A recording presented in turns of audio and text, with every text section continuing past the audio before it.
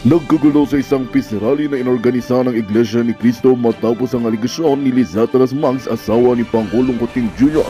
ang nasa likod umano ng nagsabotahe sa nasabing pagtitipon. Ayon sa mga saksi, bigla umanong nagkaroon ng kaguluhan sa kalagitnaan ng programa matapos ang pagdating ng ilang grupo na nagdulot ng tensyon. Pinaniniwala ang konektadong mga ito sa kampo ng unang ginang. Labas naman ang pahayag ng INC kung saan mariing kinondena ang nangyaring insidente. Ayon sa kanila, layunin lamang ng rally ang ipakitang pagkakaisa at kapayapaan, ngunit tila mayroong panlabas na puwersang naisirain ng kanilang hangarin. Samantala, si Pangulong Kuting Jr. ay kinuyog ng galit ng mga dumalo sa rally na hinihingi ang paliwanag ukol sa umunoy sabotahe. Ang ganitong klase ng hakbang ay hindi katanggap-tanggap at kailangang may managot, ani ng isang leader ng INC. Habang patuloy na iniimbestigahan, nananawagan ng INC sa kanilang mga miyembro na manatiling kalmado at huwag magpadala sa emosyon. Sa kabila ng kontrobersya, hindi pa nagbibigay ng pahayag ang Malacanang ukol sa isyu. Patuloy naman ang panawagan ng taong bayan na panagutin ang mga nasa likod ng insidente, lalo't ito'y nagdulot ng takot at pagkabahala sa mga dumalo sa rally.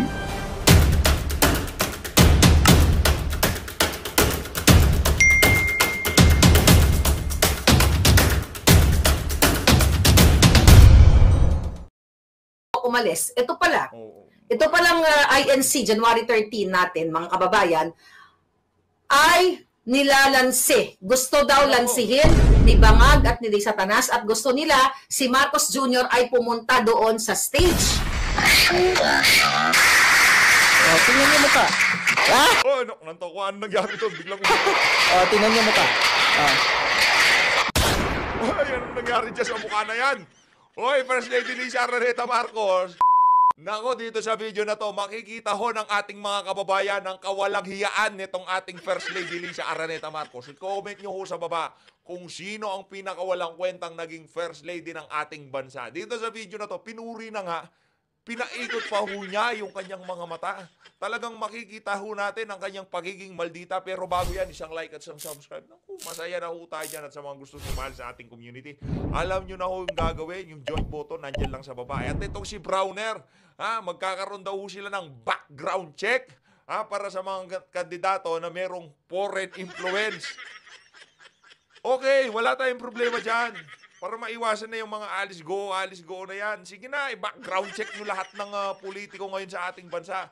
Pero pwede ho pa, utang na loob. Browner, Chief AFP, Browner, pwede nyo ho bang isama sa background check nyo yung mga kurakot, yung mga walang hiyang politiko? Pwede nyo ho bang i-background check na nung hindi pa sila naging politiko, ano ang tirahan nila? At ngayong politiko na sila, tatakbo sila ulit, ano na yung mga bahay nila? Kung gaano kadadami yung kotse nila bago sila pumasok sa politika at ngayong tumatakbo ulit sila sa pamahalaan, sa politika. Pwede nyo hubang isama sa background check nyo yan? Wala tayong problema. Background check dyan sa mga merong foreign influence na kandidato. By all means, gawin nyo ho yan. Wala tayong palakpakan ho natin itong walang kwentang AFP chip na to. Pero sana naman, sa pag-background check nyo na yan, isama nyo rin ho yung korupsyon, nakaladkad sa eskandalo, napaparatangang bangag. Pwede nyo hubang isama sa background check nyo yung mga ano na yan, yung mga nabanggit natin. Mahilig ka kasing magbida-bida, ayan tuloy nababanatan ka. Manahimik ka na lang, Browner. Eto na umpisa. At dito rin ho pala mga kababayan, papasadahan ho natin ng mabilisan itong si Ma'am Maharlika. Gusto daw hong hijackin itong si Butod. Itong si Kokak, yung gaganaping rally ng ating mga kababayang INC sa Lunes. Ito, umpisahan ho natin ang ating kwentuhan dito kay Mr. Real Talker. Shout out, Mr. Real Talker. Mabagis din to eh. Madiin din bumanat ito eh. Game, umpisahan na ho natin to. Mr. Real Talker, pasok. Thank you, Madam First Lady. You embody the role of a true mother of the nation. Wow. True mother of the nation. Hi ka ba, sir? Malakas ba tama mo? Bangag ka na rin ba? Nagtatanong, Hindi kita pinaparatangan. True body embodiment ng pagiging mother of the nation. Sino ba tong mama na to? Ba't biglang... Pero tingnan natin yung magandang. Mr. President, Tingnan niyo mukha. Oh, ano? Nanto ko, ano nangyari to? Biglang Tingnan niyo mukha. Ay, ano nangyari dyan sa mukha na yan? Hoy, First Lady Lisa Araneta Marcos, alam nyo, napapaligiran kayo ng mga camera, ng mga nagbibideo. Ayusin nyo yung pagmumukha nyo. Walang niya talaga tong mga nasa Malacanang na to, no? Lalo na itong alin na to, nako, pagka natapos ng ng asawa mo, nako, maraming maniningil sa mga kabalbalang ginawa mo sa pamahalaan, panigurado. Oh. Maldita ang putang ina. Relax lang. Maldita talaga yan. Opo, kuwang-kuwa mo, Brad. Palakpakan natin itong si Mr. Real Talker. Tayo, di natin makuha kahit anong ikot ng mata natin. Magaling tong si brother natin. Mahusay. Alam mo mga Luz, nagtatakal talaga ako. Ang dami ko mga nakikitang video clip na may mga unnecessary may mga unnecessary movement ng kamalditahan itong si First Lady. Yung mahuli talaga sa camera, nakakatawa. Diba? Sosyal yan? Yan ba yung disente? Diyos ko, dami ng mga clips na parang na siyang tanga.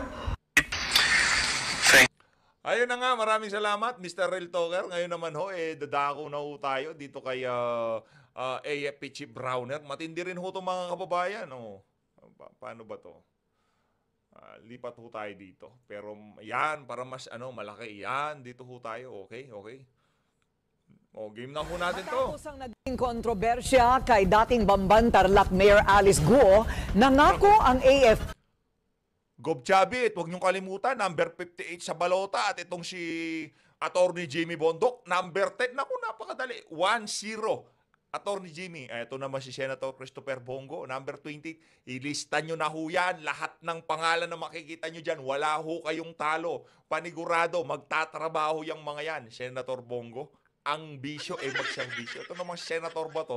Naku, kumakanayan, ika nga, di ba? Hindi ho yan iniwan. Itong si VP Sara nung nandun sila sa veterans. Itong si Raul Lambino, naku, napakahusay na abogado at talagang mapagkakatiwalaan. Ito, may prinsipyo itong mama na to, number 58. At, syempre, wala na hong dapat ipaliwanag dyan kay OJC. Kitang-kita ho kung anong ginawa nitong si Pastor Apollo Quibloy. Napanood nyo ho yung interview nitong, hindi pa ho yun. Patikim pa lang yun sa mga susunod na panahon. At ito namang mabilis yung natin Hindi tayo makasegue ng kailangan bagalan natin yung transition na yan sa susunod. Kasama ang COMELEC at PNP na tututukan ang mga kandidato sa darating na eleksyon. Ang detalye sa agenda report ni Francis Folve. Ayaw nang maulit ng mga otoridad ang kaso ni Go Huaping na isa raw Chinese citizen at inakusahan pa na isang espiya. Kaya't ang AFP nagsasagawa na ng background checks sa mga kandidato para masigurong walang anumang foreign influence ang midterm elections sa Mayo. Ayon kay AFP Chief Romeo Bronner, oras na makitaan ng red flag ang sinumang kandidato, agad itong ipapaalam sa COMELEC para sa kaukulang aksyon. Ang yung bang yun lang ba ang titignan nyo yung merong foreign influence? Hindi nyo ba titignan kung sino yung mga biglang yumaman ng kanilang pamumuhay noong before and after silang makapasok sa politika? Hindi ko ba red flag sa inyo yun? Kung hindi red flag yun para sa AFP, palakpakan natin ang ating armed forces, anak ng tokwa. Oo, ibang klase ho mga kababayan. Yung mga merong foreign influence, by all means, imbestigahan nyo, pakulong nyo lahat ng mga yan.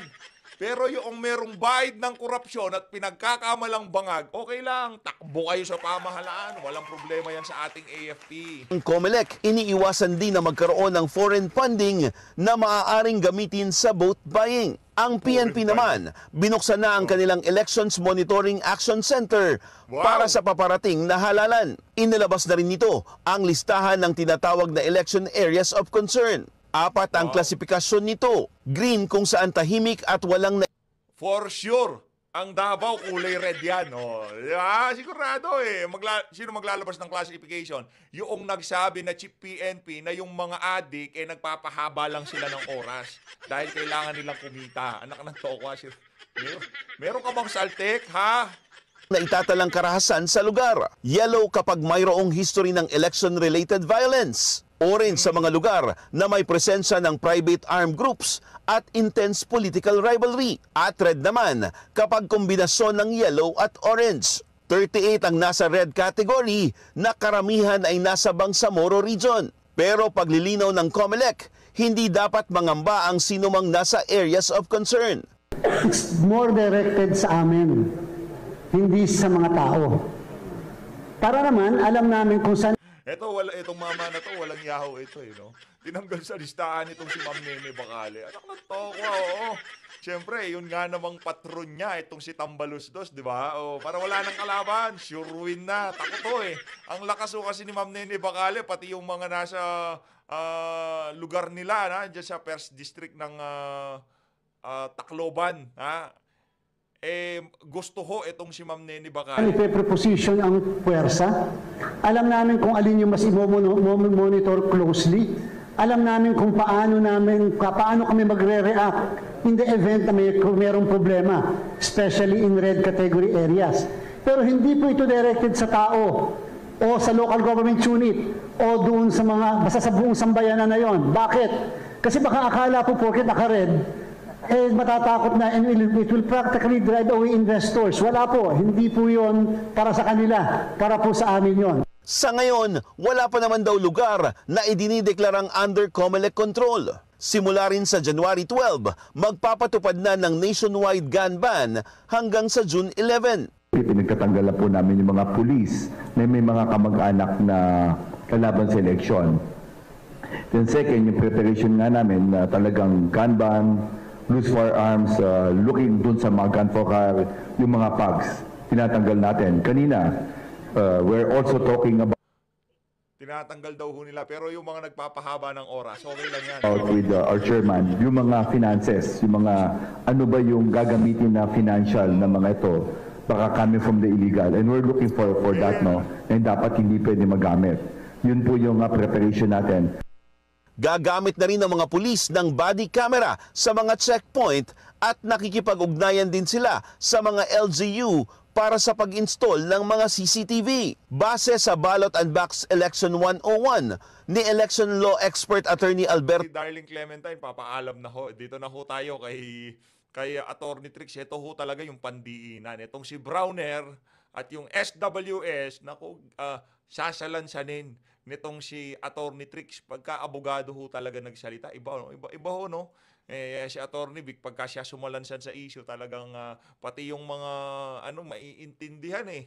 No, 'di ba? Pati yung mga may duda na ayaw siya iboto, Senator Vic ho sila eh. Basahin niyo yung mga comment. Nasa 500,000 views na ata yung sa ABS. Basahin niyo yung mga comment. Senator Vic Rodriguez na ho sila doon sa interview niya kay Karen. Congressman Eric Sylvester. Mali. Ito. 50% ang hindi sang-ayon. Tama ba? Yun. Tama ba yung math ko? Paki-correct naman ako kasi bigla akong hindi nakasiguro. So tama, sabi ni Razel's dad, 41% pro, 19% undecided, de 60 na sila, 60.4. So, ang balanse niyan is about almost 40% ang hindi sang-ayon, which means 41 to 40% with plus or minus 2% margin, 2 to 3% margin of error, pantay lang. Diba? So, ang pinagdidiinan nila is that NCR at saka Balance Luzon daw ang highest na sang-ayon. Syempre, tinutukan ng kanilang media. Lalo-lalo na, syempre, Balance Luzon includes the Great North, na kung saan, syempre, mas madali. So, sabi nila yun, 41 plus 19 equals 60. Therefore, tama, 40% yung balanse. And therefore, 40% ang hindi sang-ayon. Di ba? Hindi totoo yan. Sabi ni Marvin, kaya pala nag-attorney ka, ayaw mo pala sa math. Excuse me, scientist po ako. Ang hirap din po kaya ng DNA, nag-aaral ka ng, ng genetics. Meron din pong math. Meron din po kaming biostat. So, hindi po yan sa ayaw ko sa math. Naniniguro ako dun sa aking formula.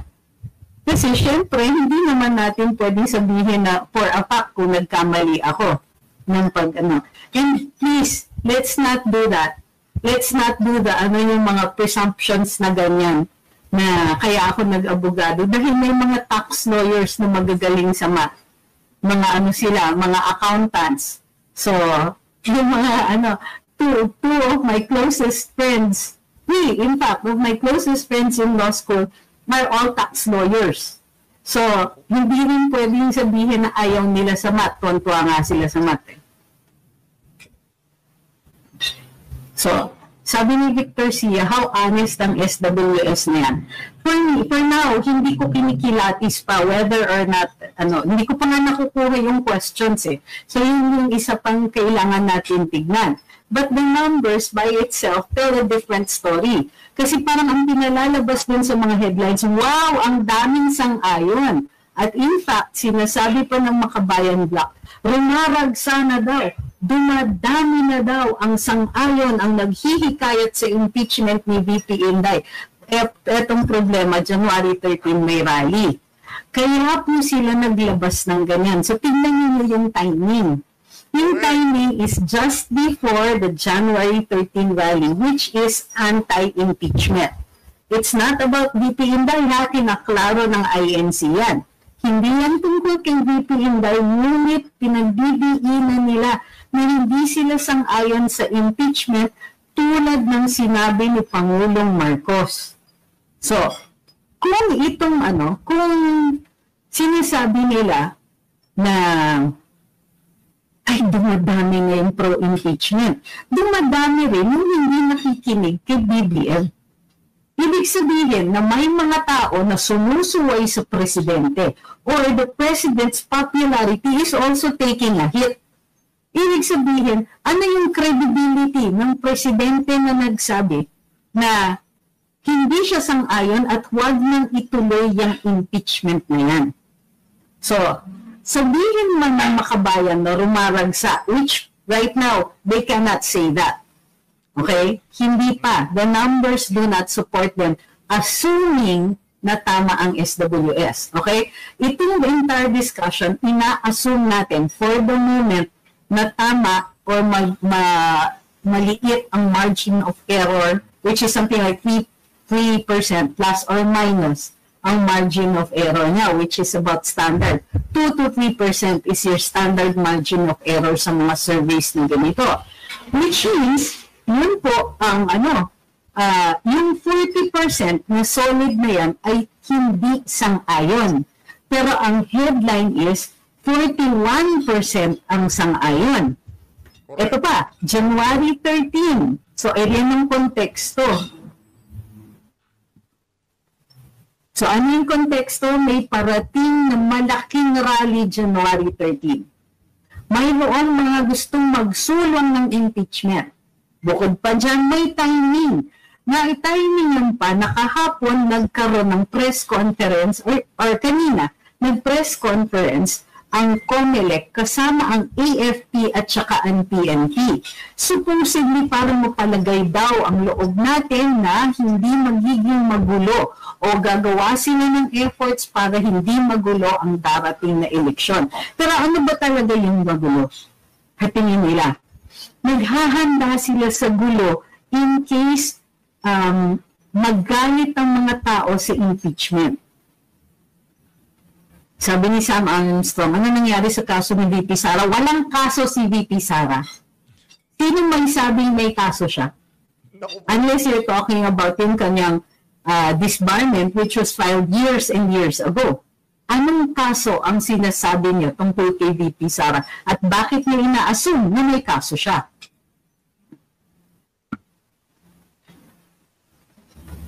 Sabi ni May Moreno, good evening, at parati akong nanonood sa replay ngayon, naka-timing, kaso parehas timing ni Ka Eric, kaya dalawang cellphone ko nakabukas. Sabi ni Razel's dad, hindi malinaw paano isinagawa ang survey. So isa pa yon. Isa pa, probably there were past surveys at ngayon nang favorable sa kanila ang resulta kaya nilabas na, sorry, but SWS is not the SWS of the 90s. I understand. But we are discussing this, assuming just for the moment, na mamaya bakbakin natin pagka lumabas na yung ano ba yung survey questions na ginamit, saan sila nag-survey, and so on.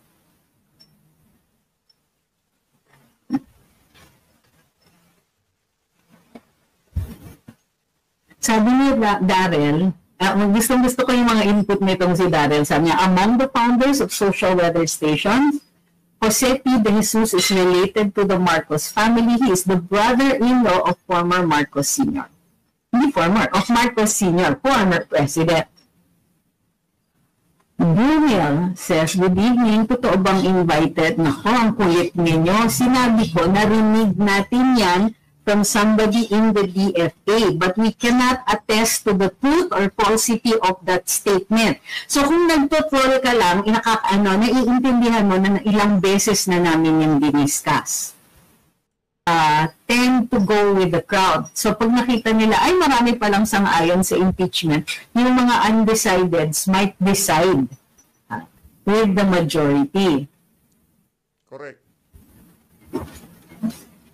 Sabi ni Atty. Boogie Balina, 41% favorable for impeachment. Is understandable kasi magkasama dyan ng anti-DP, anti-Duterte, pro-admin, pro-Leni, leftist, and Makabayan bloc. That's 41% combined. And it is still consistent sa favorable rating ni VP Sara. Malicious din lang yung headline, making it appear na ayaw na ng tao or increasing ang tao na ayaw kay VP. Likewise, there may be people na favorable sa impeachment but still pro-VP to give to give VP the forum to air her side, which the Quadcom denied her. I agree with this one, especially dun sa last part. Sabi ni Mark Anthony Hermoso, commissioned by Stratbase ang SWS survey. Good point. That also affects the context. Hi kay Adrian, sabi niya, nakakatawa lang na every time may pabor sa mga Duterte at or against the performance ng admin, lagi may isang survey na inilalabas na pampabango ng admin na karamihan ay one-off na surveys. Correct.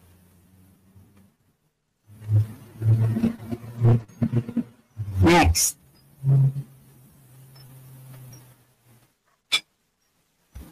Yung mga off-topic, hindi pa muna namin kayo babasahin, ha?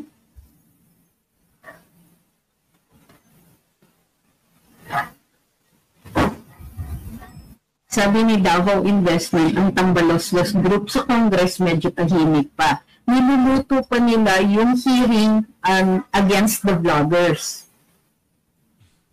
Naku po. Mga vlogger naman ho ang isusunod nila.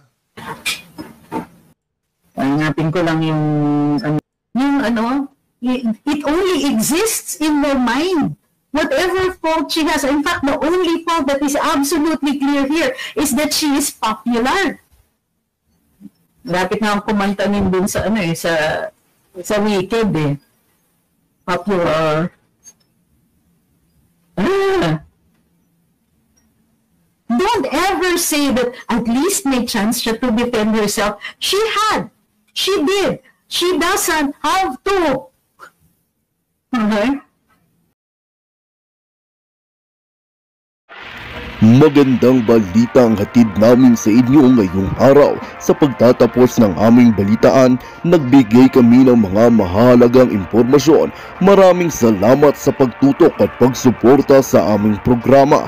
Huwag kalimutang manatili sa mga susunod na araw para sa mga bagong balita at mga kwento na dapat nating abangan.